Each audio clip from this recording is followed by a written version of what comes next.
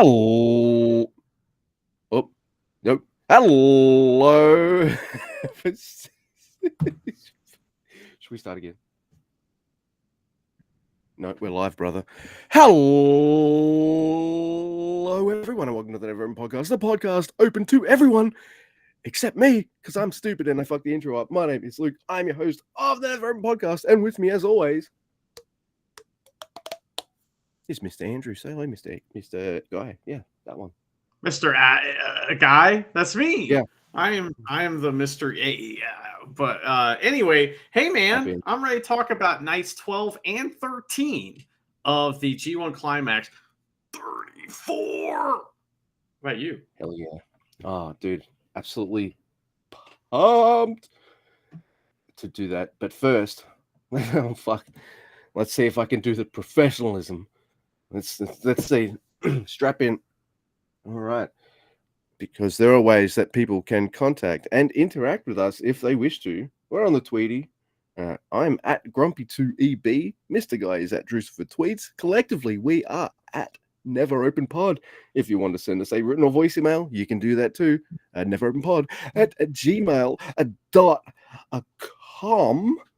Also, if you've got any of that sweet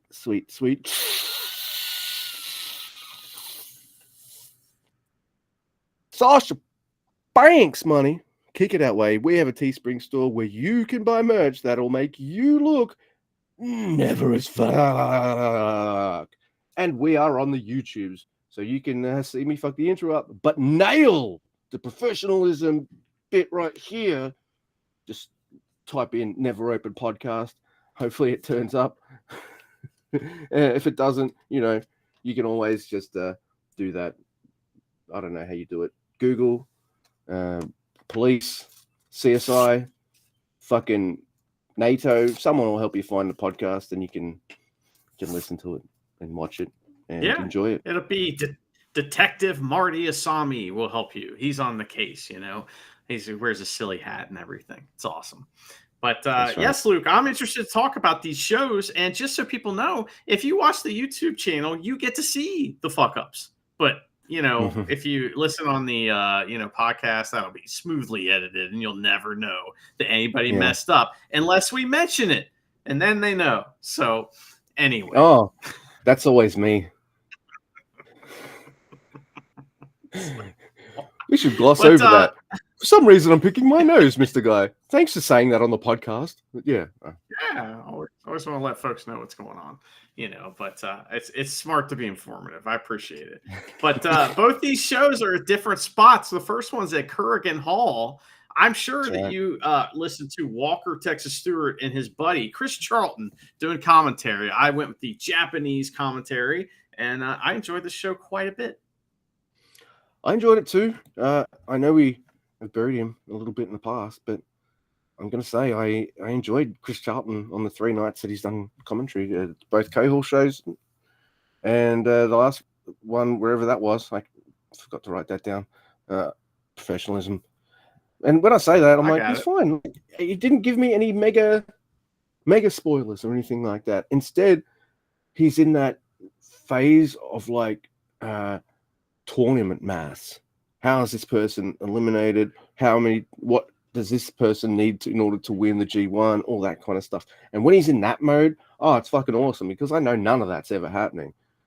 It's like, all right, if Great-O-Khan needs to win all his matches, but this guy needs to lose this. I'm like, look, I love Great-O-Khan. He's not winning, so I can just, it's fine. I let him talk about it. He seems to love it and stuff. So I'm like, it's fine. There's no real spoilers in the commentary. And to have that 3 nights in a row, that was nice. You didn't have it either, because it was all in Japanese.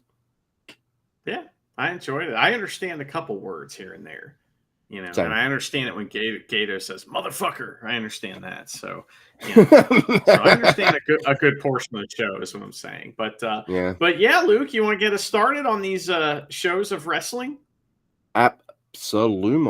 We start with Taka Michinoku and Sonata versus Callum Newman. Oh, Great-O-Khan on the Callum?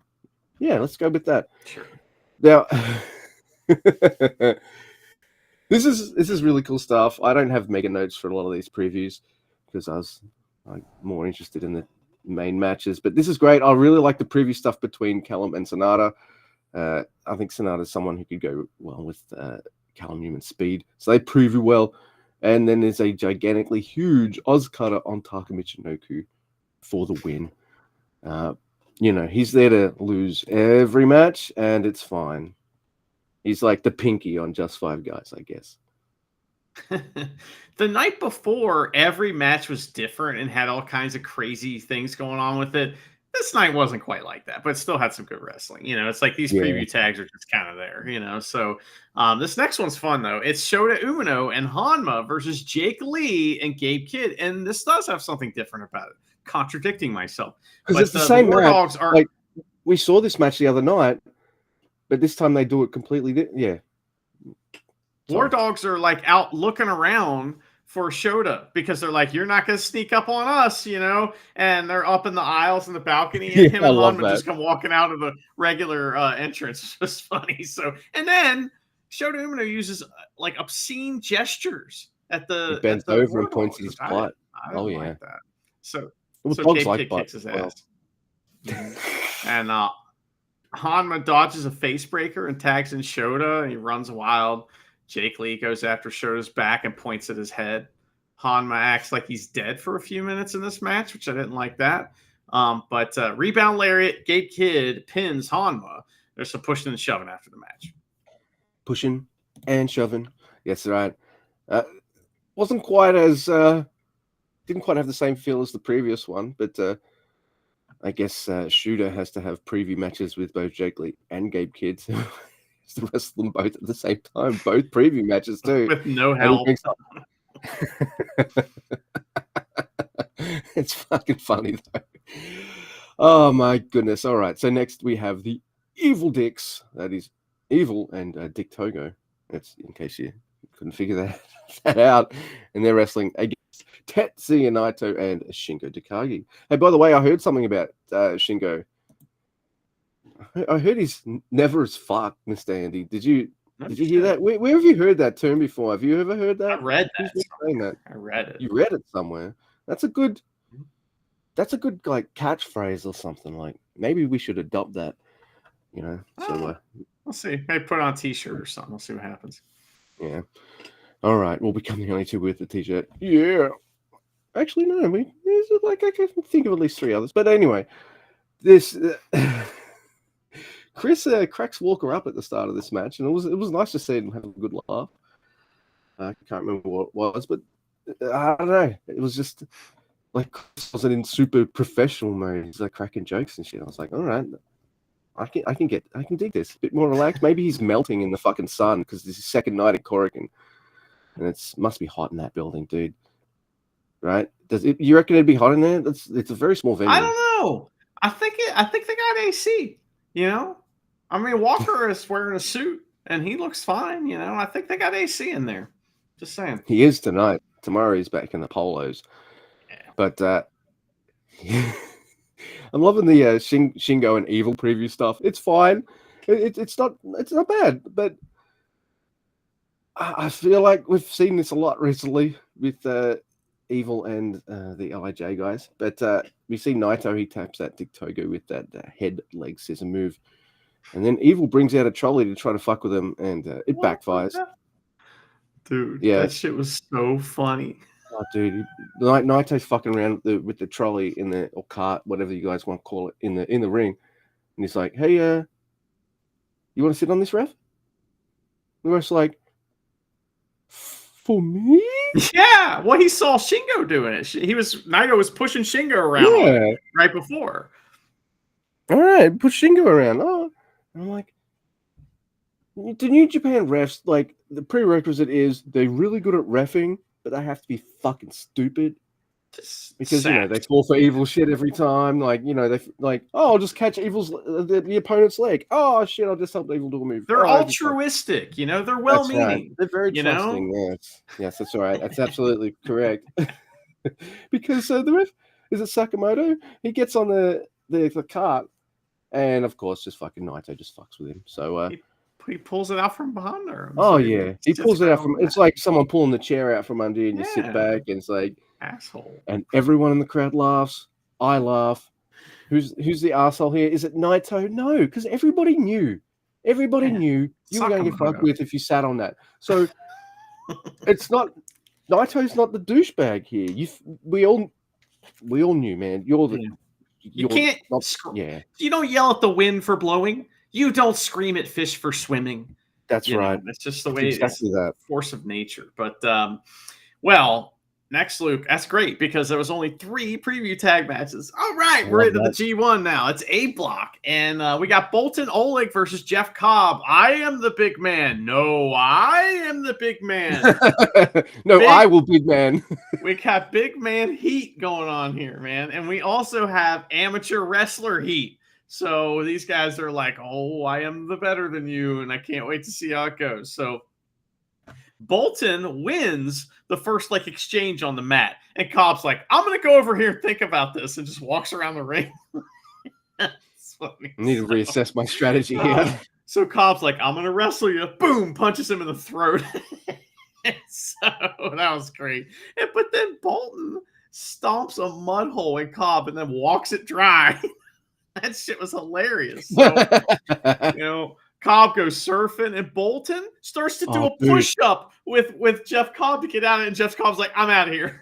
So he bails. That was fucking cool. It's getting a bit wavy in the waters here. I'm getting off. That was great, man.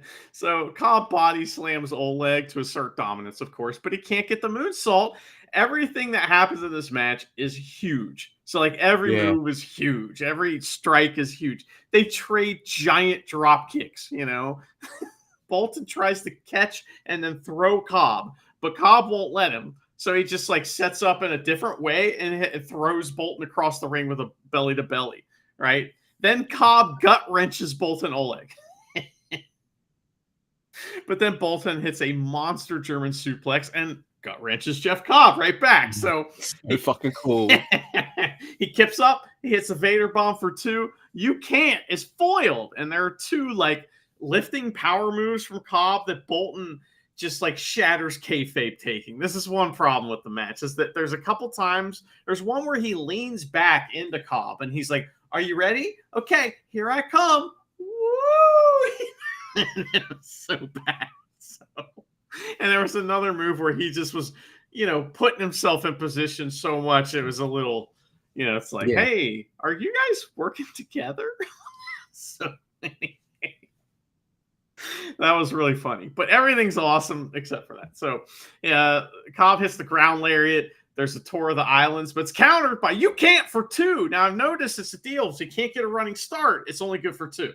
Yeah, that's right. So if he gets the running start, but he has to go close to the ropes to get the running start, there's a fatal flaw in this whole thing, right? So, but I think Oleg, you'd be better pressed to just use a fucking gnarly looking suplex, or a power bomb or something That'd be cool, I don't know. It'd be fun. It's gonna be fun to see him wrestle juniors, in tag matches and stuff a little more because we're not seeing that much yet. And that'll be fun. But anyway, so these guys getting a big running lariat war, and it's pretty awesome. And Cobb lands the last blow, takes Boltin on a tour. Cobb is on 10 points. Boltin Oleg is on 4, and I would assume he's eliminated at this point. Oh yes, he's definitely eliminated.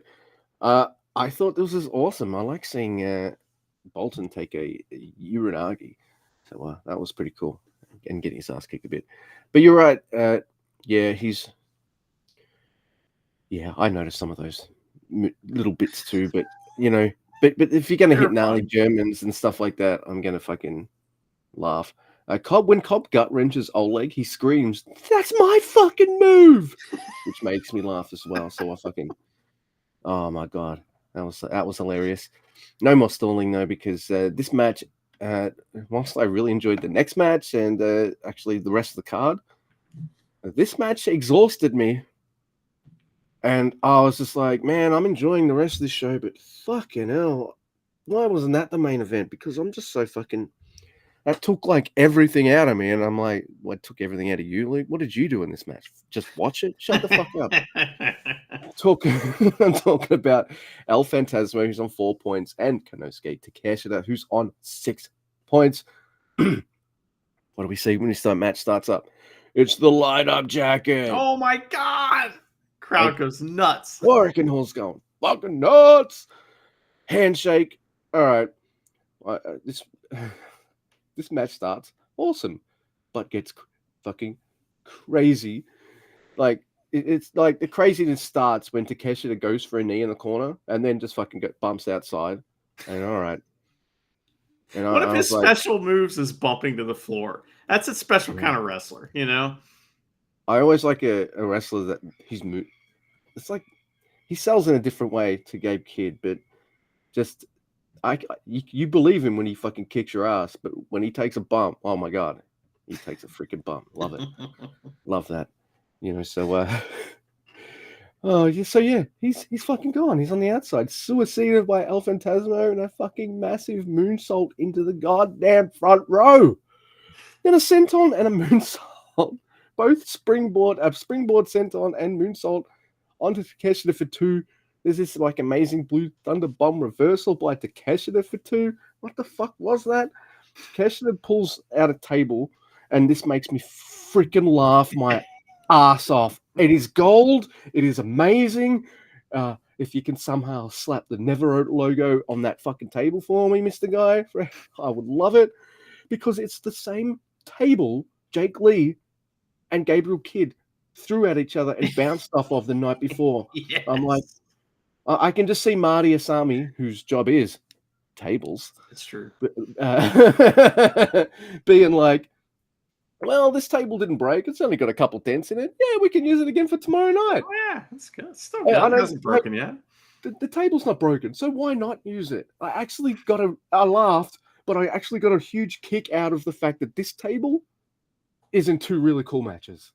It is. And plays a part of 2 really cool matches. I liked Jake Lee versus Gabe Kidd, and I fucking love this match. So this table, it had a good life. Yeah, it did. It lived through 2 matches before it died, which is a long life for table. You know, usually tables don't make it through 1 match. You know, so. Oh my god! I just the commentator Chris and Walker are super fast to point out that I think that's the same table from the night before. Yes. What do we get from El Phantasmo here? Oh yeah, a super Frankensteiner. Oh, fucking pulling out Steiner shit now. That's fucking awesome. There's a Thunder Kiss for 2. Then Takeshita kicks out of a CR2. And I'm like, you're going for some near falls here, but I know Chekhov. That table's still in play. Oh, yeah. There's a sudden death, but Takeshita, he takes a powder. And El Phantasmo, he's just like, because, right, part of the story here, Mr. Guy, I don't know if you remember, is that Forbidden Door match where they have the ladder match. Right? And for some reason, Takeshita was just like, feel like that was Takeshita and El Phantasmo's real preview for this G1 match. Yeah, definitely. Because Takeshita fucked him up and put him through a table in that. So I could see El Phantasmo. He's in K-Hall. I'm pumped. Let's go, Takeshita. You got a bit of beef here because like this match is gnarly, and I feel like El Phantasmo is putting on the extra stank with his moves too, in that good way. And El Phantasmo is like, I want my revenge, you son of a bitch. It doesn't happen.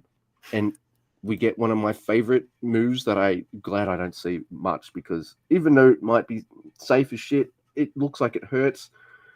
And you describe what happens best, but just let me set you up here, because El Phantasmo, he's fucking like, yeah, get him through the table. Takeshita, you fucking deserve his mother. Cut him up and stop. No, Takeshita reverses it. Fucking bastard driver through the table. Oh my god, what? Love bastard drivers. And then it cuts to Alpha. Table breaks, so you know, it was 1 day left from retirement as well. It cuts too old for this shit. That's right. I survived 1 match, surely. No, you're gonna survive 3. He made it to 2.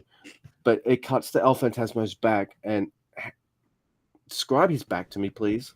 Well, I said it's like he's bleeding like a really shitty horror movie, like where they just like drew streaks of blood and it's not even like the right color, but it's real blood and streaming out of his back, and it's fucking. It Yeah. looks so fake, but it's real. Yeah, it's like you see Ash just decapitate a Deadite, and you got the little ketchup spurt. Right. But it's gone down but this time it's gone down El Phantasmo's back. So next time you watch a horror movie with someone, they're like, people don't bleed like that. You're like, if you ever seen Konosuke Takeshita versus El Phantasmo with the G1 Climax 34?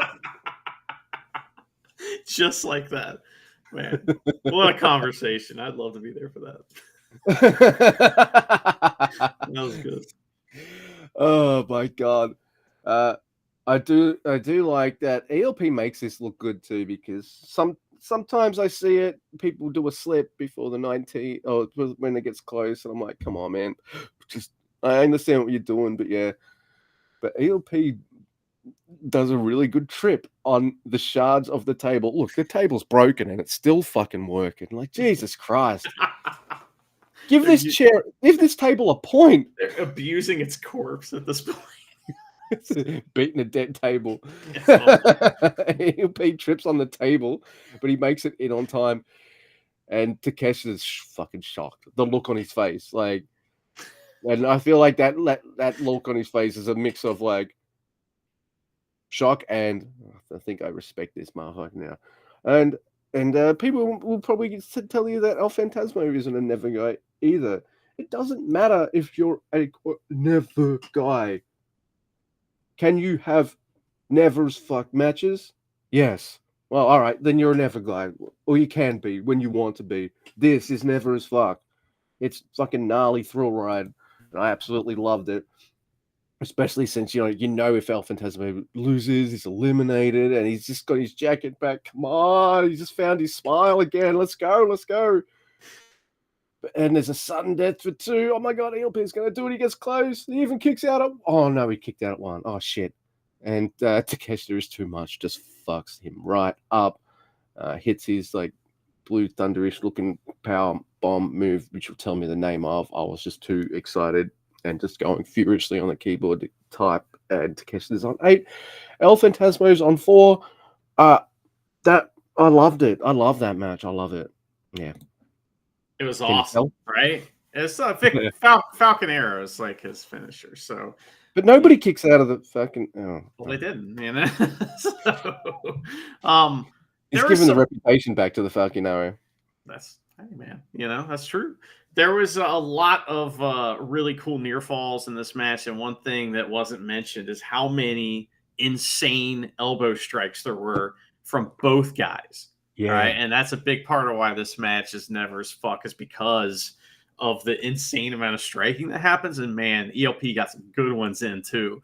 When he made like 2 feet look like a mile when he was trying to get back in the ring for that count out after going through the table. Right. And when he gets back in, Takeshita's just like, bow, and just blasts him in the face again. But he has just a little bit left, and that's when we get like some of these near falls. He gets a couple like roll-ups in there. He also gets wheelbarrow suplex, but fires up, and that's when he gets killed. So it's like, no matter how tough he is, he can't take a bastard driver through the table and win. And that was the difference in the match, right? Was that table. So the table was meaningful. There's also a moment where El Phantasmo listened to Jado. And I feel like that's a story now. Yeah. Because it's happened twice. And both times he's listened to Jado, he's got his fucking ass kicked and he loses. And well, he was about to jump off the top rope through the table with Takeshita on it. But he got down on the apron. Takeshita got up, and that's when he hit the bastard driver. So that's right. Jado. So I'm about this close to wanting to... No, I'm there. El Phantasmo, why don't you put Jado through a table now? In fact... awesome. Run to the ring, and whilst he's making his way to the ring back to be your valet, fucking tope suicido right in the mush. Go for it, man. I'm thinking green killer on Jado is what I'm thinking, to the floor. Off the guardrails. Anyway, well, that match was awesome, and it's tough to measure up to that, because that was some major shit right there. So next, Luke, we do have Tsuji versus Hanare, which is what I'm looking forward to, right? Marty's even here. Good to see him, And Hanare, he like bests Tsuji at all the heavyweight stuff to start. You know, he gets him with the shoulder tackles. He, you know, all the bullshit that they normally do. He gets Tsuji to come back and hits a tornado. Or like, okay, so what is this here? He hits this like tornado thing over the ropes where he spins, right? Tsuji does. And he hits Hanari in the dome with his legs. He like clobbers it. It's like, ouch. Right That in the looked fucking painful. wash bag. Yeah. So, but Hanari gets a suplex after they struggle in the clutch for a while. There's a second rope Japanese drop from Tsuji. He's an Islander, so it's a Japanese drop when he does it, right? So that's right. He I starts. I get what you're saying. Hanari, like, he starts no selling strikes. It's a big forearm. There's a little goof where Hanari tries to dodge a strike, but ends up just headbutting it. It was pretty funny. He tried to go low, and Tsuji went low at the same time, and he just like headbutted Tsuji's arm. That was fun. Yes, ouch. That worked either way. So, but yeah. But then they switch to kicks, and Hanari just fucks up Tsuji. Right? Tsuji absorbs a big lariat, throws a big one to follow up with and then gets the orange crush for 2. He gets his first head stomp of the match. He goes for the springboard one, but Hanari hits a giant lariat on him instead. There's a shoulder tackle war. There's a huge knee from Tsuji, but Hanari goes berserker mode, and like the camera starts shaking and shit. Did you notice that? Yeah. He started like going nuts, and the camera starts shaking. I was like, "What?" I don't know if that's I don't know if that's cool or not. We'll see. So. Maybe the cameraman was standing on the apron when he did that. Something weird happened there. But anyway. The only time I liked the camera shake was when Jonah would stomp on the mat. Yeah, before the match, right? Yeah. Not during the match. So, but whatever. So they hit a bunch of flurries of strikes, and Hanari gets a like low first. All right, so in football, when you're like going, and this is probably the same thing in rugby, is that when you go up against somebody, you want to get lower than them, right? So then you get the leverage on them. And so like these two guys go right at each other. Hanari gets low first, right? So he gets the rampage tackle. Then they have a headbutt war, which is a lot of fun. And Hanari loads up for the hammerhead, but Tsuji dodges, comes back, blasts Hanari right in his fucking jeans. It was really good. It was good. I was sad to see Tsuji win this for some reason, but Tsuji's on 8 points. Hanari is on 6. It was pretty good. Look, I feel like we're disappointed because we just saw the Never Champ get fucking pinned again. How many matches he got left? 2? Can we get Hanari the Never Champ on 10, please? He's got a gold, everyone. Come on. And also, he's like, I just never want to see the Never Champ lose. So yeah, that's part of it. However, it wasn't a setup Gene Blast. It was just like this really cool looking surprise one. I really like that finish. So it's hard to complain when the finish is actually kind of cool. I know. I want to. You know I do. Like, how dare you? Hey, it's a Never Champ. Yeah, it's a good match. I actually, like, as exhausted as I felt from the previous match, I was just like, man, I feel sorry for Yota Tsuji and Hanari. But by the end of it, I was like, nah, don't feel sorry for him at all. I thought that match was great. Maybe I didn't recover, or the crowd didn't recover as much as they might have liked. But just know, you two, because I know you're both listening to this, they're not. I love this match. I thought it was great. So it's tough to follow just a fucking thrill ride like that, isn't it? So yeah, I think they did it. I'm not sure. I think that match should have been after the Takeshita ELP one, because I don't think Ren Yuya might have. It definitely would have gotten the crowd back, wouldn't it? Yeah. I mean, it's got heat, the Hanari versus Tsuji match just didn't have heat, but that's okay. It's a tournament match, it's not for that. So yeah, so you needed some match like that, because like if this next match was after that, and then with the finish that happens in it, yeah, the crowd would have been like, I'm exhausted and I'm angry. So it's Rem Narita. Hey, as I wrote last week. What's Rem Narita's favorite REM album? I mean, Out of Time, right? Yeah, it's a pretty good one. I mean, I'd be really bored of him if he just said Automatic for the People. I'm like, yes, I know it's good. Come on, shut up. Yeah, that's a little cliche, but Out of Time's a good choice. A lot of people like that one. Yeah. That's right. Monument, Is that the one too in green? I like those too. Monster's pretty good too. I like Monster. Yeah. Maybe I was thinking of Monster instead of Monument. Is there a Monument? Did I make that up? Monster is the one that has like the out of focus monster looking thing on the front, but it's kind of like a cartoon, I think. I don't know why I'm stalling. Let's go into it. It's Red Narita versus Yu Uemura. They're both on 6 points. I do like this part at the start where Ren he's looking up. Yu's just about to go for the plancha, and right before he goes to springboard, Ren grabs his legs and just trips him on his back. Yeah, it's time to fuck your leg up. Also, Chumpy's not happy with this section of the match, and he's just going wild. Was like, "What are you doing? Don't put his legs in the corner like that. Hey, get back in the ring." And Ren Narita's like, "Fuck you, man. I know the finish." Marty's like, "I do too, but come on." Yeah, you make me look stupid. You kind of. What if Marty doesn't know the finish? Yeah, because in other wrestling, Western wrestling, they're told if they do this stuff, just DQ them and shit. In New Japan, and see in other wrestling, if Evil had put his hands on I don't know, any wrestler in AEW or WWE as many times as he does in fucking New Japan match, he'd be fined so much he wouldn't be getting paid for the rest of for his contract.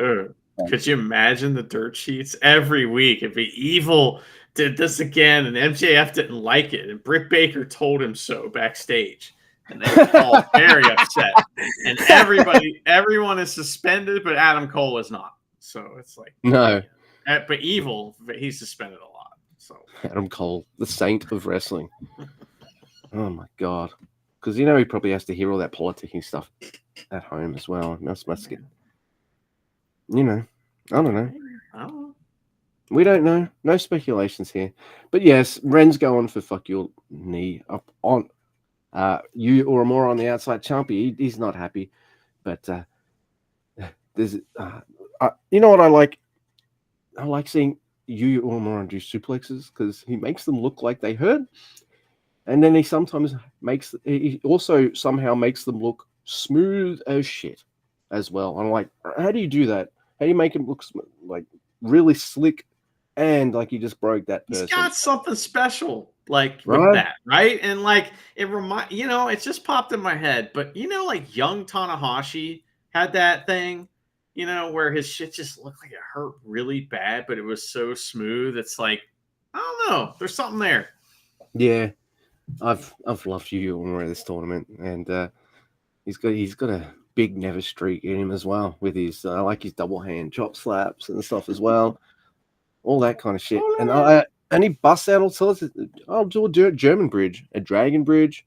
I think at one point I've seen it. I don't maybe it might be this match, but I've seen him do a front, almost like a front straight jacket, belly to belly, like the guy puts his arms down, so he wrapped his arms around him and then suplex them. Yeah, he does all the suplexes. It's funny too because he wants to be that Tanahashi. They all want to, except for Yoda Tsuji. They all want to be Tanahashi, don't they? Yoda wants to be the next Tetsuya Naito. They're like, come on, look where he is. Yeah, but I think he might. I don't know. I think he could achieve that, but I'd rather you take that route to be Tanahashi like, rather than high fly flow and things like that, Right. So yeah, I really like that comparison. There's and here's me going like, where the fuck is Taka Michinoku? Like, is every faction dumb? Just the good ones. No, they're all good. Oh yeah. Oh, sorry, Bullet Club's smart enough to bring alignment or something. Good. Yeah, that's what I mean. But even LIJ, I know you can say like, there's a good guys. Come on, man. But didn't Taka took an Os cutter earlier in the night? It was like the biggest Os cutter ever. Man, where's Taichi? Taichi's busy. He's working on himself. All right, he's playing Fall Guys, and yeah. Oh my god. Because Kanemaru, he's coming in there. He's fucking helping with strikes and all this kind of shit. Marty's chumped the fuck out big time because there's mega cheating, fucking low blow. As soon as I see Yuya take a kick to the nuts, I know what follows that. It's the same kind of thing that Goto Khan does with the the reverse flatliner, then the fucking eliminator. Set it up, knock him down. For Ren Narita, though, it's a kick to the nuts and a double cross, and that's what he does and fucking wins. And I like his booking in this G1. I know he's got 8 points. It might seem like it looks like a little high, but that's what they're going to do with the House of Torture guys. You can't get that elation, that catharsism of them being knocked out and eliminated and getting their comeuppance if they're like 4 points. Like, oh, they got eliminated early. Where's the drama in that? Yeah. These dickheads have to make it to at least 8 or 10-ish. Like, Evil's going to be I think he's going to be in the finals or maybe just miss out or something. And and then he's going to lose. Like, see, maybe mind you, I'll mark the fuck out if Evil wins. You just know I will. So. Even though I've stated I want Zack Sabre Jr. to win, but I love me some Evil, and that's going to. That'd be a great finals. Is him versus Evil, just because we'd be so pissed off at Evil the whole match. It's like, fucking running in. There'd be 100 ref. And then even Big Teats came to Japan to stop the House of Torture from fucking over with. Shane Haste and Mikey Nichols are there. Fucking more importantly, we got the fucking sniper getting ready to break legs and stuff. Ron Miller and shit. Oh man. Well, him and Big Teats are tagging together at the Collisions capital. Thing. So that's happening. Hey, that's pretty cool. Yeah, awesome. So I like this match. It's in the right spot. I wouldn't have put this the match to follow ELP Takeshita because that would have made the fans pissed off and exhausted.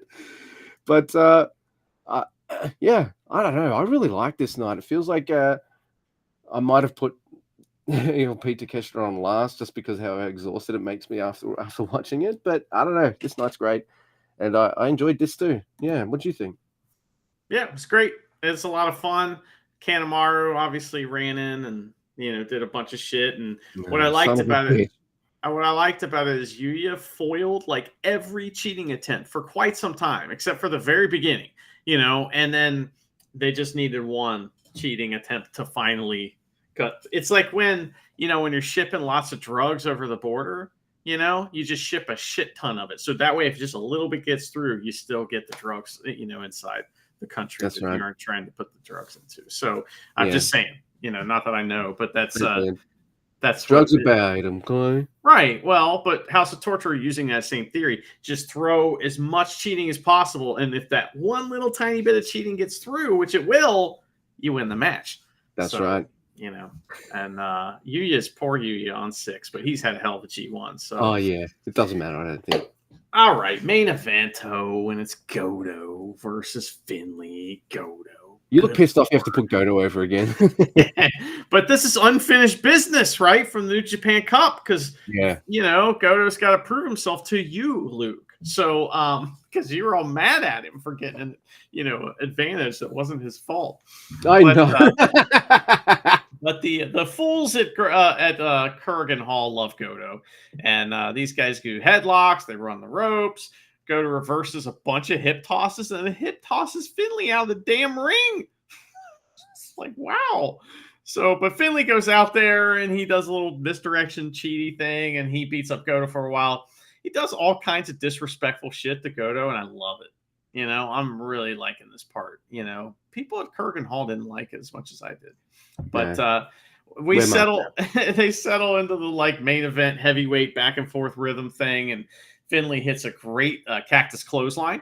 He pulls up the pads and tries to power bomb Goto on the floor, and then he doesn't. So Goto hits a really, really safe back body drop on him instead. That was lame. It's like, I want to see Goto die. What happened? Anyway, so there are some really good reversals and big move exchange. Finley gets the corner power bomb for 2, and corner power bomb, then another power bomb for 2. Goto uses his old finisher to outsmart Finley at one point because his brain.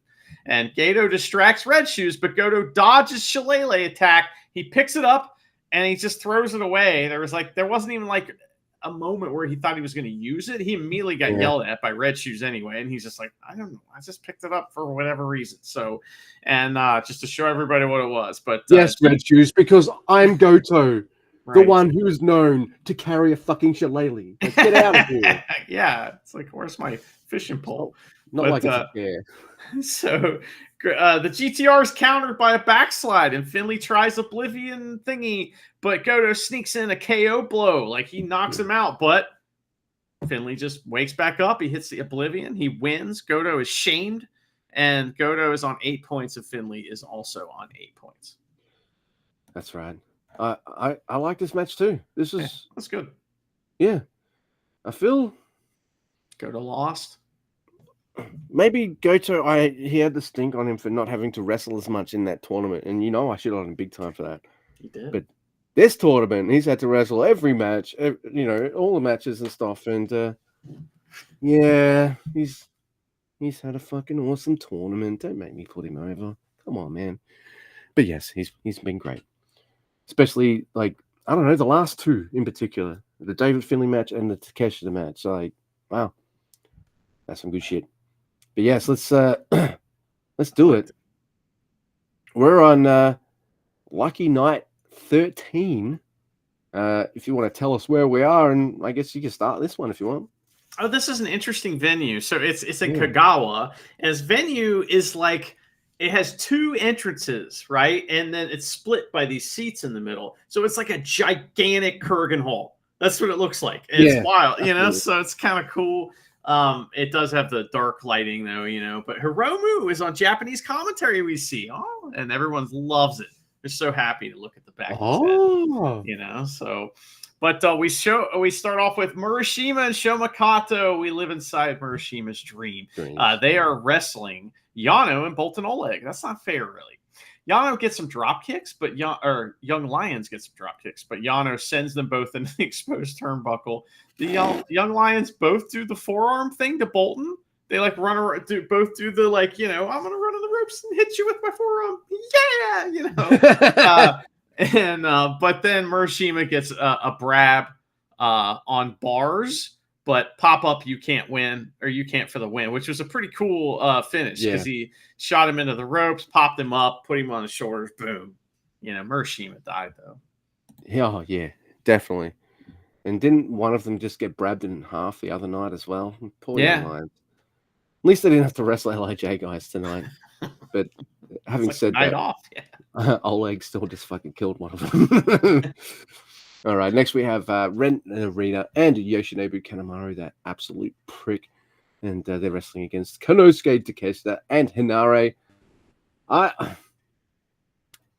See, this again, for me, I'm putting Ren over again because, like, I always said that this was a big show and evil thing where I'm going to be the guy who comes up with silly little fun, creative ways to do that. I'm the heavyweight guy who does that. I'm the junior who does that.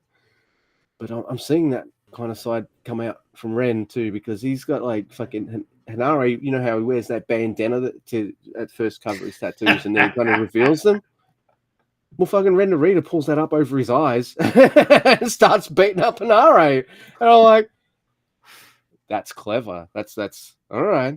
Isn't it always funny, too, whenever a wrestler is blinded, their arms don't work all of a sudden. Oh, the only thing they can do is walk like Frankenstein. That's it. Yeah.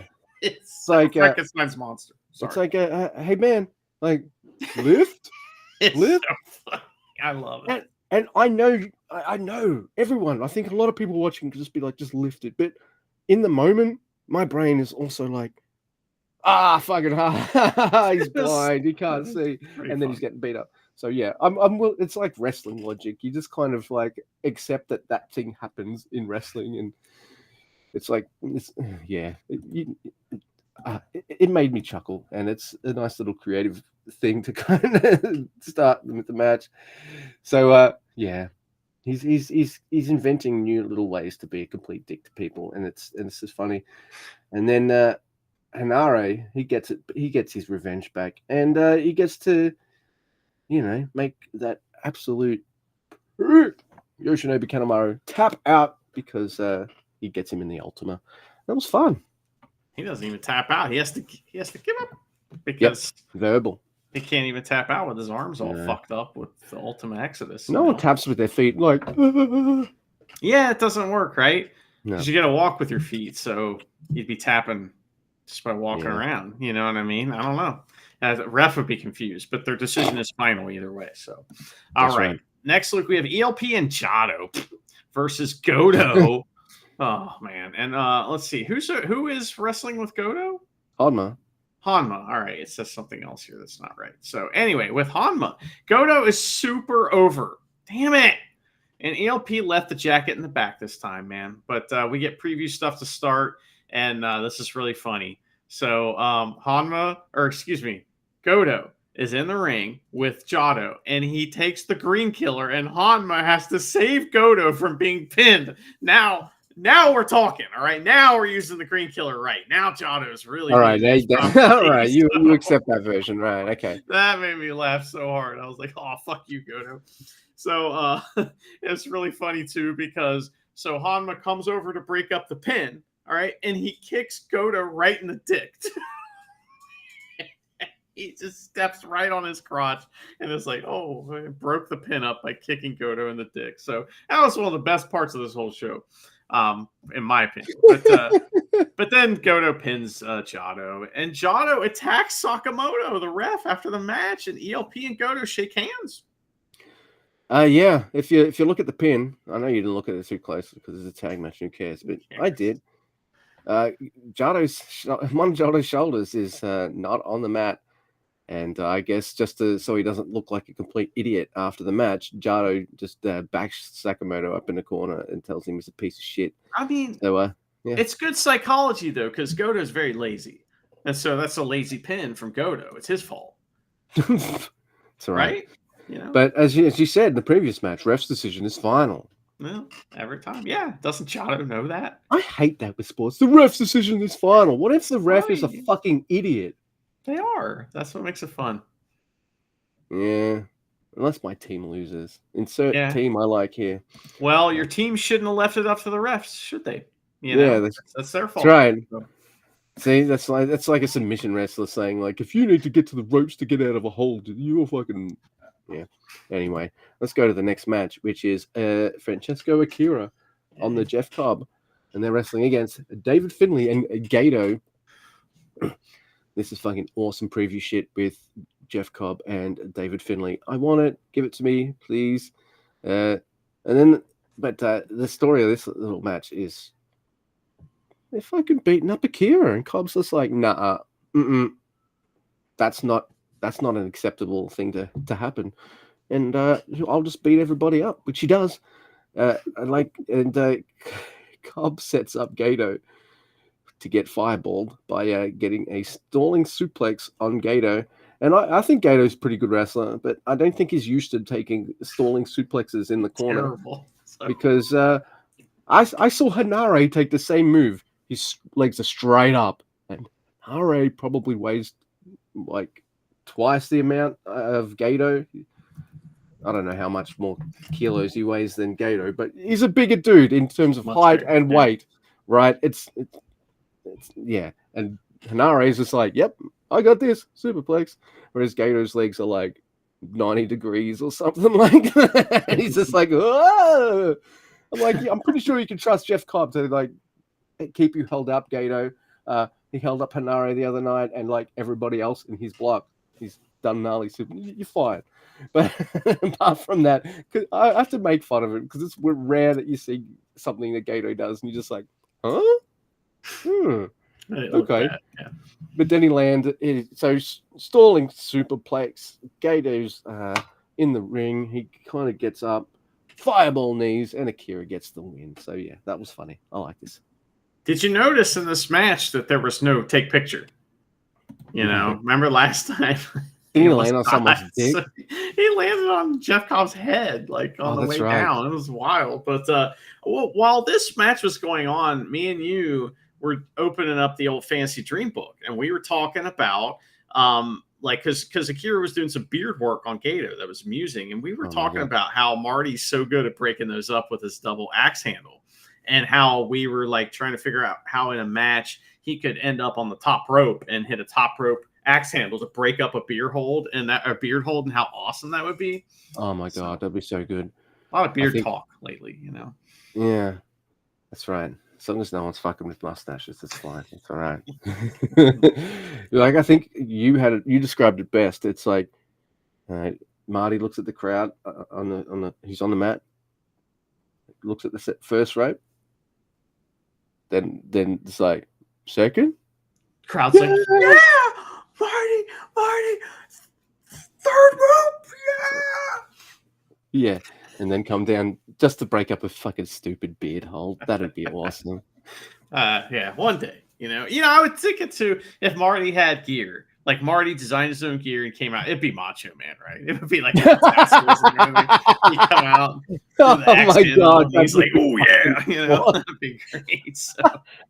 Oh yeah. I'm imagining saying I give up. Oh yeah. Oh yeah. So anyway, next week we have a match that I don't much to say about. It's Bushi and Tsuji versus Sonata and Taka. It is standard fare. Nothing to report. They wrestled a match. Bushi makes Taka give up. That's true. That is what happens. You always know the tag portions are finished because LIJ's out and they always main event the preview tags. I'm like 1, 2, 3, 4. Why did we need 5 of them tonight, but only 3 the other nights? Like, I was happy to have only the 3. Yeah, they wanted to be nice to Kurgan Hall. That's why. These are free shows. Make these fucking tags zippy and take 2 of them out because we want people to subscribe. I mean, they're not boring. None of these matches are boring. I'm not saying that. I'm just like, 3 is nice and zippy. Like, we're done. And now we're at the fucking fireworks factory, which is Tetsuya Naito, who's on 8 points, versus Callum Newman on 4. Our fantasy dream book was Callum gets only 2 points, but it's against Naito. Yeah. But that was before Naito was the champion, and we do want to see Callum beat Naito, but at this stage in Callum's career, I don't think we want to see Callum beat champion Naito. The world is ready for champion Callum or something yet. But Callum starts this match very smart.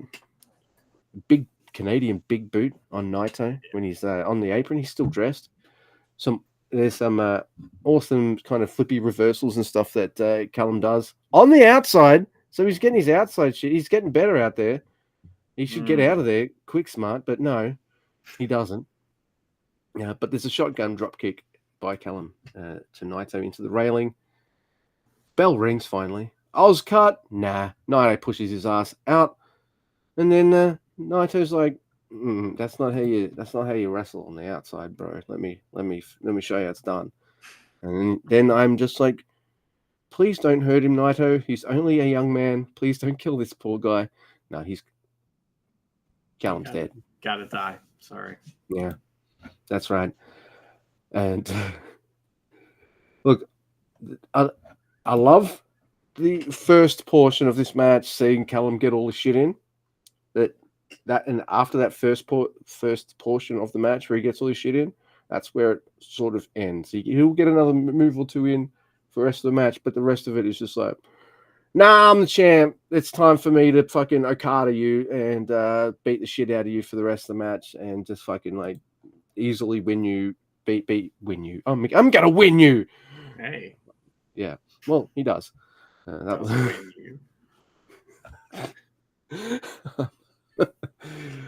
Oh my god! But I also feel like the crowd couldn't care less about Callum because Callum because they want him to do one thing, and Naito obliges, and that's get his fucking ass kicked and lose. They won't cheer him at all. When he does cool things, they don't cheer him at all. They're just like, nope, bro.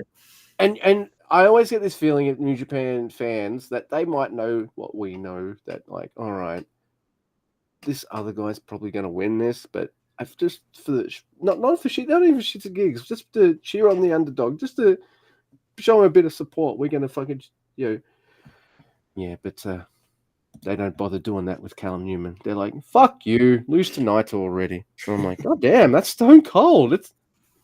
You don't want to, fuck off. And all right, shit.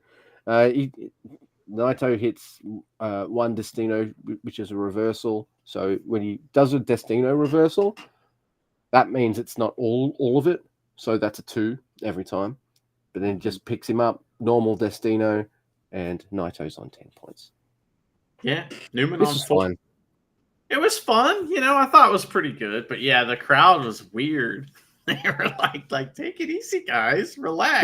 They're pretty normal for the rest of the show, but for some reason, maybe it's the Same. Naito factor, right? Like, fuck Callum Newman, and anyone who looks like him is pretty much what the crowd thought. That was pretty Wow. funny. But I liked it. I thought it was fun. Next, we had a match that was like one of those ones you forget about, but it's a good one. It's Great-O-Khan versus Sonata.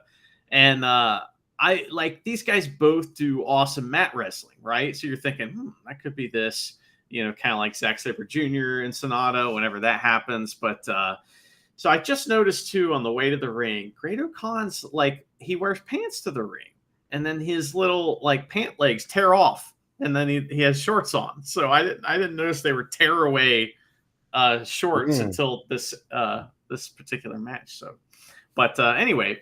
Great-O-Khan doesn't fall for the double leapfrog drop kick thingy, and he hits a spinny side gory special thing like right out of the gate, man. I was like, we're doing this. So then Sonata does the scary no contact injury sell, but like he's telegraphing his leg's going to be very ouchy. And he got me. Did he get you? Yeah, it's like I messaged you because I said to you, I'm like, fuck, is he okay? And you're just like, yeah, dude, he's fine. And I'm like, because he's emoting that he's in pain. Like his face is like super expressive. Well, that's why he's a top guy, so he's got to make some excuse why he's going to lose to Great-O-Khan. So here we are. That's what's going on, right? So Great-O-Khan is like, oh, I see your leg. He said he looks at his broken leg. It's for me. And he starts beating the fuck out of his leg. And they do some really clever spots. Like, for example, Sonata, he tries to get the Shining Wizard, and Great-O-Khan turns that into a leg judo through over his shoulder. There's a lot of really cool shit like that. In fact, there's so many spots like that in this match. I'm recommending personally that everybody watch this because I thought this was very, very good. I love this match. And there was so much cool shit in it. I just quit writing it down because I was like, fuck, I'm just going to watch this, So we finally get a Shining Wizard from Sonata, and he gets it finally. But Great-O-Khan hits that flatliner, eliminator. Great-O-Khan wins, and these guys are both tied up on 8 points. That was a tremendous match, and yet another great Great-O-Khan G1 34 match. Absolutely. You mentioned this while we're watching this match. Like, man, Sonata's like emoting and bumping like mad, and you're like, I think he likes Great-O-Khan. Maybe there's something to that. But for me, there's a few guys in New Japan that when I see them against Sonata, I'm like, oh, that's a marquee matchup for me. Like, that's something like I really want. And Great-O-Khan versus Sonata is one of those matches. By the way, Sonata's last match in the G1 is another one of my marquee matches. And maybe that's why they made it fucking last, man. Sonata versus Zack Sabre Jr. So, like, that's always awesome. That's just wrestling porn for me, pretty much. I'm sorry to put it in that term, but like, holy shit. How crass of you. Oh, man. And I think over 200 episodes of this, everyone knows I'm a puerile. Motherfucker, that's fine. Oh my goodness. All right, so next we have Shooter Umino versus a Jake Ali. So, oh, my stupid cord. Stop fucking with me. I'm trying to talk about wrestling. All right, I don't need to hear. I can just talk fine. All right, so they're both on 6 points, and there's some timing issues here and there for this match. Like, you'll notice at a couple times, like one of the wrestlers like a little early or something like that. And maybe it's something I noticed because, or you notice it too, but because like we got a podcast brain on when we're watching New Japan shows. But that aside, I like this match. The crowd's hot for it. They all want to see Shooter Umino beat the shit out of the Noah guy who's now in fucking War Dogs. And the deeper into the match it goes, the better it gets, and I'm kind of hooked. Like, the deeper the match gets, the less of the timing issues they seem to have, and they get into this really nice kind of rhythm. And I feel like I really like Jake Lee's shutdown move. It just shuts down the other, like the knee to the gut. Yeah, I love that. Yeah, because it just always looks like it hurts, like the other guy's winded. It's fucked. It's awesome, and I like seeing Shooter Umino throw a big man around.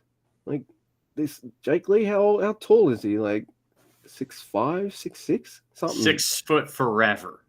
Yeah, yeah. He's fucking. He's super tall, but he's not a dude. So yeah, that's true. But, he was a good looking guy though at one point. Oh yeah, not anymore. Yeah. No, well, he's a dog now. That's but true. And I really like this match. This is Shooter using all his offense, and then Jake Lee just like with a simple knee to the chest or a suplex or something like that, just shutting him down. And Shooter's just firing up. The crowd's loving it. Everyone wants Shooter to win. And he gets into the corner to do a move and then just fucking smack. Face break shot on Shooter Umino by Jake Lee. And Jake Lee's on 8 and Shooter on 6. And Kato Kiyomiya is looking at this G1's like, why couldn't I get booked like that? For real. I mean, I was shocked at the result of this match, and I think the crowd was too. Yeah. Because and Shota Umino was fucking shocked looking, and I mean this was, but his back's fucked up, and Jake Lee just went right after his back. He put him in a back body drop suplex where he lands, and you're just like, oh yeah, he put him in a torture rack at one point, and Marty was screaming, "Give up!" at him. That's hilarious. So, but I thought this was another good Jake Lee match, and I don't know if that says more about Shota than it does him. I don't know, but there was one spot in particular that was a problem where Shota Umino brabs himself because Jake Lee's late, and so it just exposed pro wrestling, and I was like, oh, well, we don't do that in New Japan, other than in goofy, silly ways like Evil, But yeah, right. That's okay, but this is bad. How dare you? Yeah, especially when your name is the Smart Bastard and you see that and you're just like, that's pretty dumb. Smart are you? Yeah. But anyway, next, Luke, we have probably, the match that everybody's probably talking about coming out of these shows, I would think, is Gabe Kidd versus Zack Sabre Jr. And this is insane. So, you get these matches every once in a while where a guy is going to hit chops, and he's going to hit chops, and he's going to do that as a way to shut the other guy down. Like, I'm going to punish you to the point where, you can't continue because I've chopped you so many times. So anytime I'm able to work in a chop late in a match, you're shut down. And so that's what Gabe Kidd's plan was versus Zack Sabre Jr. And he chops the shit out of Zack Sabre Jr. And Zack Sabre Jr. is like, bring it on, right? And it's like fancy holds versus these chops. So they go to the outside. Kids hit more and more chops. He beckons the camera guy to come check out the battle damage, and the camera guy kind of doesn't because he's scared of Gabe Kidd. And Kidd's like, well, fuck it, then don't. He's like, come over here. Okay, then don't. It's really funny. So there's a suplex on the floor from Kidd, and we finally get a real good look at Zack Sabre Jr.'s chest here, and it's absolutely fucked. It's like 3 minutes in the match, 5 minutes in, it's purple and disgusting, right? And Kidd's just getting started. So, oh my God. So he chops him all over the place, over and over again, talking shit the whole way. They sit down Shibata style from each other, and then they start slapping the shit out of each other with that, and then they start suplexing each other. It's tremendous. They get in a big lariat war. There's a brain buster for 2 from Kidd, but then Zack gets the Euro clutch, all right? And it's great because he finally gets a hold of Kidd's arm. So he fucks up the arm. Now, Gabe Kidd tries to chop him. His arm's fucked. But he's still got to chop him, It's great. So this is cool. So there's a cross arm breaker, but it's countered by a deadlift German suplex from Gabe Kidd that ruled. Zack Sabre Jr. gets a pop for putting the Cobra Twist on, but that's countered into a tombstone pile driver from Kid. They do the fish out of water spot, and Zack Driver is countered by Gabe into an Emerald Flosion. And I was like, what? Yeah. So on commentary, they mentioned that the night this took place was the anniversary of Inoki and Fujinami. No kidding. Having a match, I think, in that particular building as well on that day. So I guess that's why for this match they're pulling out like Fujinami moves and like Gabe Kidd's pulling out the fucking Flosions and shit.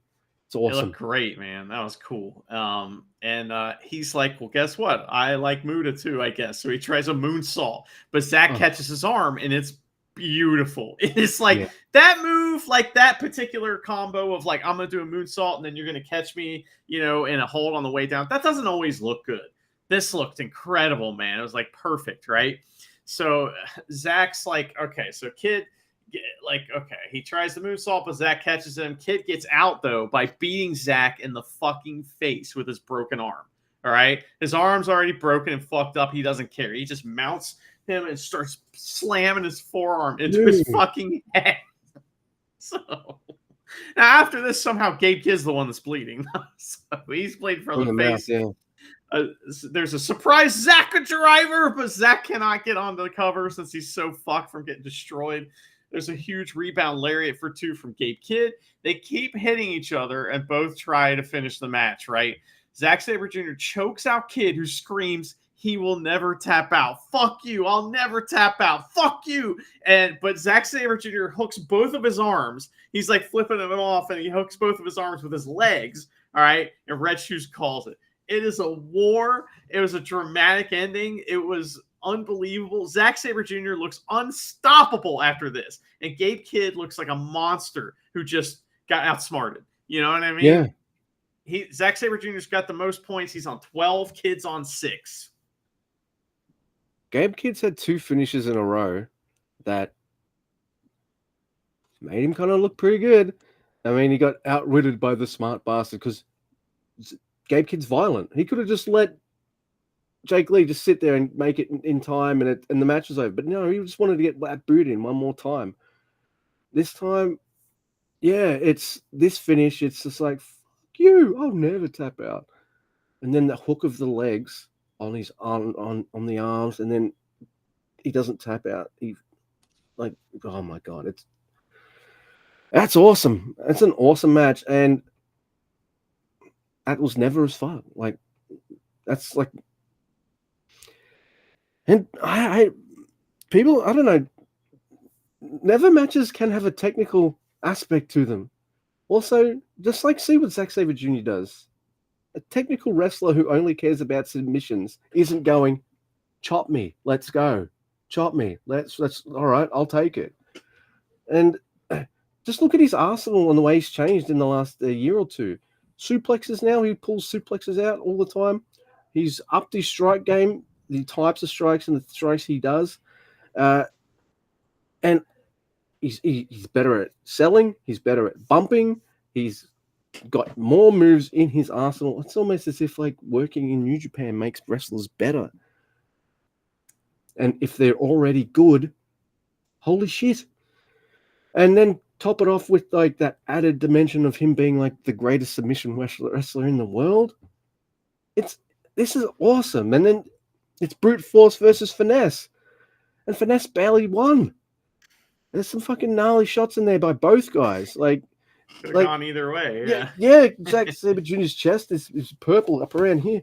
But right here in the middle, it looks like there's almost a little hole there where some of the skins just come right off. And you're just like, fuck, man. And I feel like what gives Zack Sabre Jr. matches, like, I've never said, I don't think have I ever said Zack Sabre Jr. wins too much? No, but he never does. So he wins a lot. Like, he wins a lot. That's true. I feel like what makes it work for me is 95% of his finishes are something really creative that has some kind of story to it, either within the match or within the feud that they've been having all this time. Like, this fucking finish right here is just a masterpiece. Like, Yeah, this is art. I loved it. This is my shit. I'm glad this wasn't on earlier in the card, like Takeshita versus El Phantasmo. Because if this was on like earlier, I would have been like, I'm exhausted, like I was the night before. And the wrestling after that was great, right? And then what did we have as our main event? Oh, by the way, Zack Sabre Jr. is the first person guaranteed to be in the playoffs, even though he's got one more match. So he could lose it to Sonata, and Sonata can get a respectable 10, and it's fine. But I'd rather see Sonata lose. Sorry. I want Zack Sabre Jr. to win the tournament as well, so I can't have him win the tournament without winning too much. Oh my god. What are you gonna do, Luke? It's like it's like that meme where the guy's got two buttons and he's like doesn't know which one to press. It's that one. Two big red buttons. Yeah. So I'm exhausted now. I don't know if you are, because I just saw like a war, never war, amazing counters, brutality from fucking hell. Yeah, I just stopped taking notes after a while, and it's just like, I'm just going to watch this. And then I had to get back into note-taking mode for Shingo versus Evil. This is a good match. This is fun. This is a good match. It's fun. I have a really good time watching it. And even though he's on, I just, for some reason, I have it in the back of my mind that Shingo's losing. And usually that doesn't bother me, but I'm like, he's only on 6. I'm like, come on. He's the next world champion. Like 6. He's not. I mean, he's in the the Ishii spot this year. That's definitely. But come on, 8 points or something. Come on, he's got one more match after this. He can make 10. That's true. So spoiler, I guess. But yeah, this is fun. I feel like I was so exhausted. You'll help me out after I finish talking about it. But it is Evil, then Yoshinobu Kanemaru, and Dick Togo. So Shingo effectively has to fight off 3 dudes. Of course, you've got, oh, look, it's Bushi, and it. I thought it was Show for a second. I was like, it's a Show. Oh, yeah. But you knew it wasn't Bushi, right? Right. Yeah. Because, all right, I've seen all these wrestlers' builds so many times that I'm like, all right, it's not. I know it's not the dude it's supposed to be. Now I just got to figure out who it actually is, and sometimes I can, sometimes I can't. But I'm just like, there's no way that's Bushi. Oh, it's probably. I was hoping it was Show. Maybe that was it. We were both hoping. Oh my god, we haven't seen Show for a while. He just had a nice little run. Give him a break. Like, yeah, I know. Yeah. He'll be back soon. I miss Show. I do. Well, I think they did announce. I know they were right in the middle of a match, but they did announce like all the like venues and the dates for the Super Junior Tag League coming up. So right. You know, when we get done with the G1, we'll get into some of that shit. Also, you might see all of House of Torture return when except minus Scapegoat, when they in the finals. If Evil's in the playoffs or something like that, then they'll all converge and just speak, oh, it's a return of everyone. I'm not mentioning his name. He who will not be mentioned, because every time I do mention it, you think I'm just kind of wishing it into existence. What about Teton? What about him? Fucking hope he doesn't come back. Remember the Best of Super Juniors was finished, and your response was, "Why the fuck are you still here?"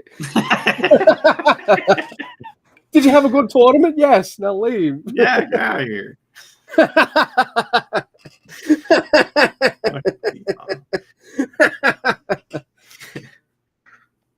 Oh my goodness. So, the real Bushi has to come out to protect his reputation as the one true Bushi, of course, and help out. But House of Torture, they're doing their damnedest to fucking cheat and do the House of Torture shit. That Hiromu does what, in my eyes, must be the only finable offense in New Japan, because it's obviously not chomping out and beating up referees. No. It's getting up from commentary and joining a match, and interfering in a match, because that seems to be one of the big no-nos in New Japan, right? The crowd went nuts. They were like, I can't believe I'm seeing he left commentary. Oh my God. Yeah. Maybe that's why leaving commentary always gets a big pop, because it's a big no-no. But it's a House of Torture match, so I also feel like even the IWGP system, like, I'm allowed this. So Tiger Hattori's drunk anyway. Who cares? So's Liger. They were both having they're sipping the same bottle. It's they've stolen some of Kanemaru's Suntory. And Kanemaru thinks it's somebody else in House of Torture that's stealing it, but it's not. It's Liger and Tiger Hattori. Yeah.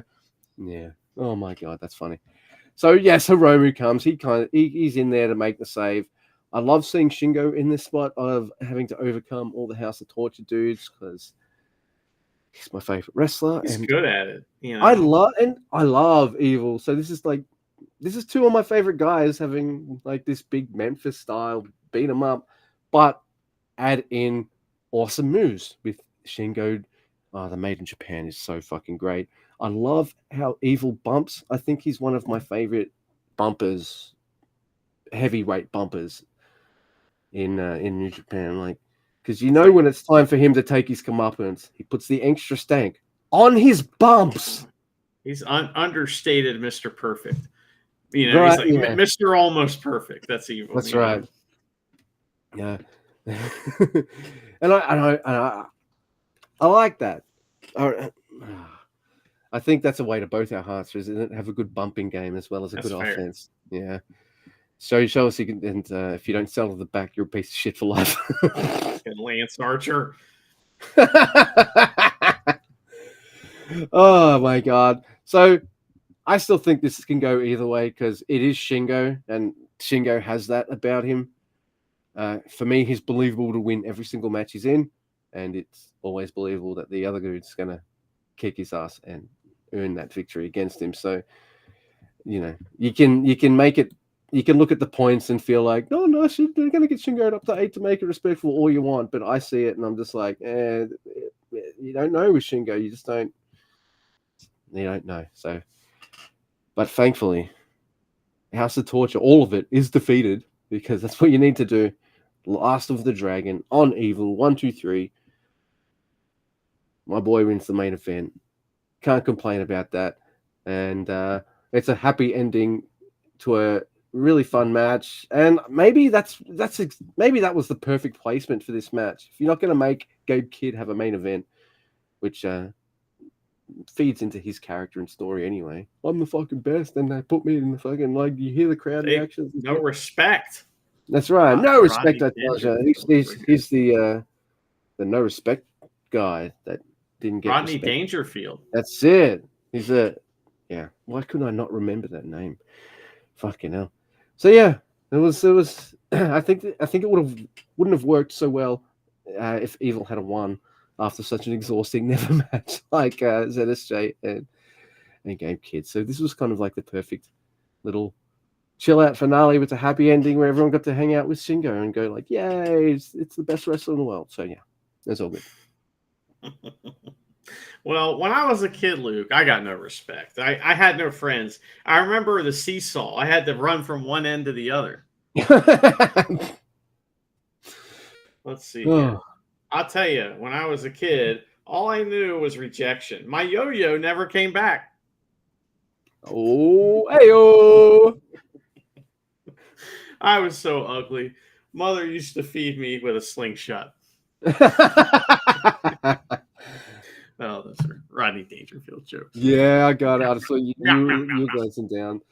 No, yeah, so Evil's on 10 points, right? Shingo's on 8. So we only got a couple shows left, I guess, because, it might be time to, on our next episode, talk about what is going to happen after that. You know what I mean? Because I guess we're going to end up seeing who is going to do what here in the next couple days. That's exciting. Yeah, absolutely. Man.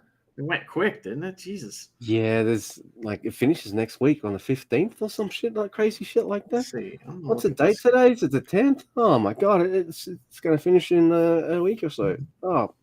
Yeah. So, yeah, today is the 9th, 10th for you. So, yeah, there's a show on at 3 a.m.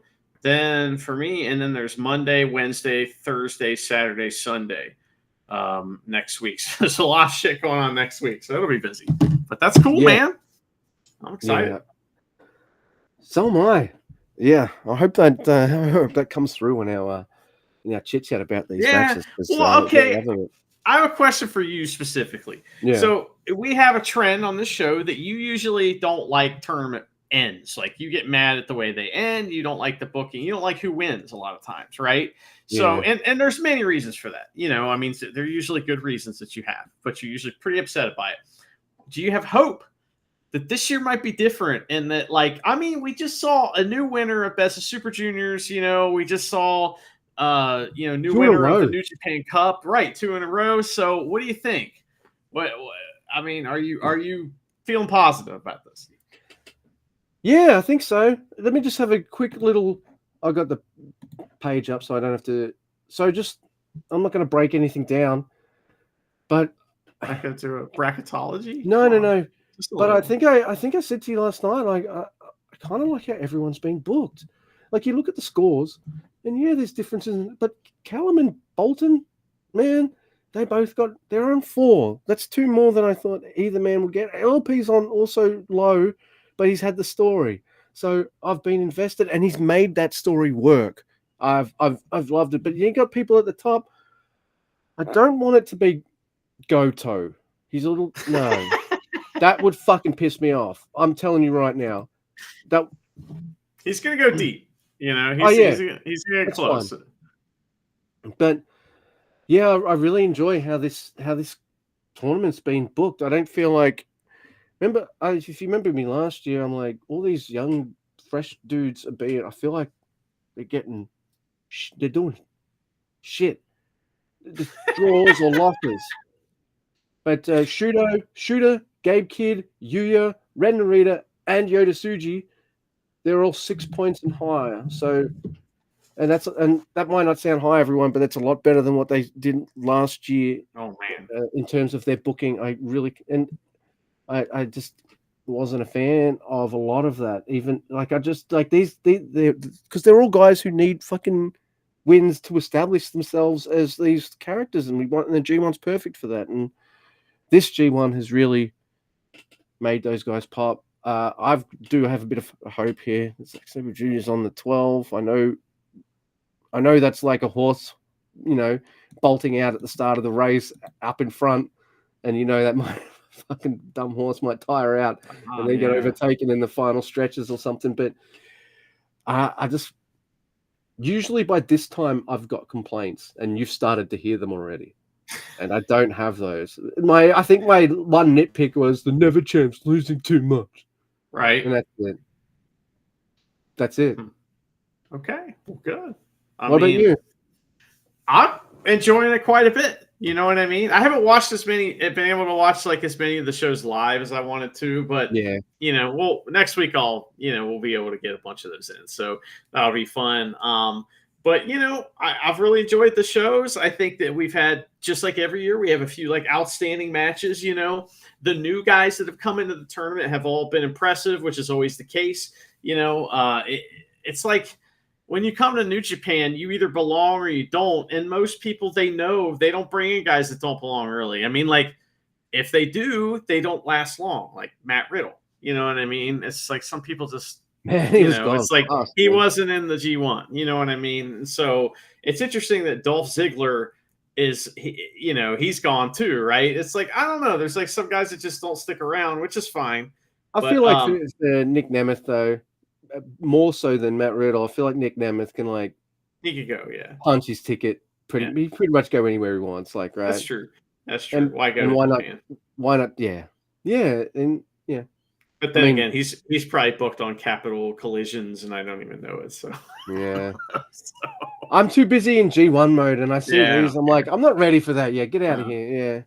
Yeah. Anyway, I don't know what I was rambling on about anyway, other than I'm enjoying the shows, and it's been a good time, another good year. This is we've covered like 4 or 5 others. So this is fifth one, fourth one, something like that. So it's been fun. I think we've refined we streamlined our whole deal. We've got this all figured out. So I feel like the first couple episodes of a tournament, they're long because my god, it's tournament season. We've got to talk. But then, this one, the last couple of about an hour. I don't know. Yeah, those we ripped through. We did not rip through shit tonight. We went this like hour and a half, maybe longer.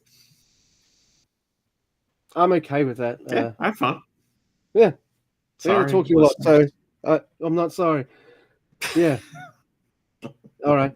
So I guess that's our show then. Unless there's anything, unless there's anything that Mr. Guy would like to add or something. I need to come up with more ways to make the ending kind of more awkward. You can't do an awkward pause or a stare because you can't hear that unless I talk to you as we do it. But that doesn't make it as